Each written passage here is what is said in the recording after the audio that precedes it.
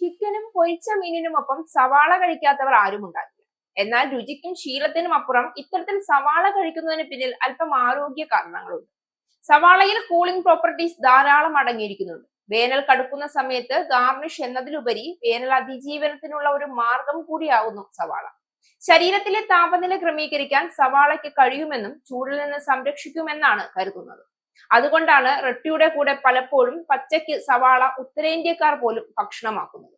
സവാളയിൽ വെള്ളവും അടങ്ങിയിട്ടുണ്ട്. സവാള കഴിക്കുന്നത് ശരീരത്തിന് ആവശ്യമായ ഫ്ലൂയിഡ് പ്രത്യേക ശ്രമമില്ലാതെ തന്നെ നൽകും. ഇനി ദഹനത്തിന് എങ്ങനെ സഹായിക്കുന്നുവെന്ന് നോക്കാം. പച്ച സവാളയിൽ പ്രിബയോട്ടിക് ധാരാളം അടങ്ങിയിട്ടുണ്ട്. ഗട്ടിലെ നല്ല ബാക്ടീരിയകളെ അവ സഹായിക്കും.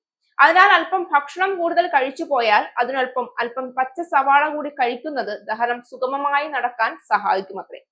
രക്തത്തിലെ പഞ്ചസാരയുടെ അളവ് നിയന്ത്രിക്കാനും സവാള കഴിക്കുന്നത് നല്ലതാണ്. ഇൻസുലിൻ നിങ്ങളുടെ ശരീരം ഉപയോഗിക്കുന്നത് മെച്ചപ്പെടുത്തുന്നതിനായി സഹായിക്കുന്ന ഘടകങ്ങൾ സവാളയിലുണ്ട്.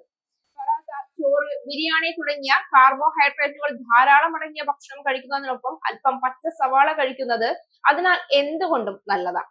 രക്തത്തിലെ പഞ്ചസാര അധികരിക്കാതിരിക്കാൻ ഇത് സഹായിക്കും.